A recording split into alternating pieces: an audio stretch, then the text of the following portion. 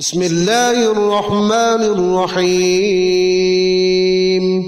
صحیح مسلم حدیث نمبر 19۔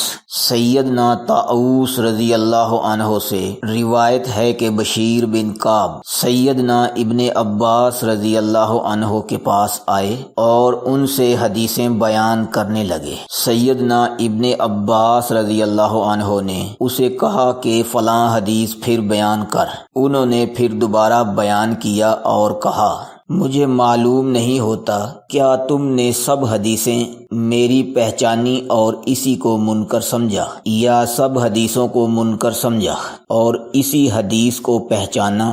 سیدنا ابن عباس رضی اللہ عنہ نے ان سے کہا کہ ہم رسول اللہ صلی اللہ علیہ وآلہ وسلم سے حدیث نقل کیا کرتے تھے جب آپ صلی اللہ علیہ وآلہ وسلم پر جھوٹ نہیں باندھا جاتا تھا۔ پھر جب لوگ بری اور اچھی راہ چلنے لگے یعنی سب قسم کی حدیثیں صحیح اور غلط نقل کرنے لگے تو ہم نے حدیثیں بیان کرنا چھوڑ دیا۔ چینل کو سبسکرائب کریں اور بیل آئیکن ضرور پریس کریں۔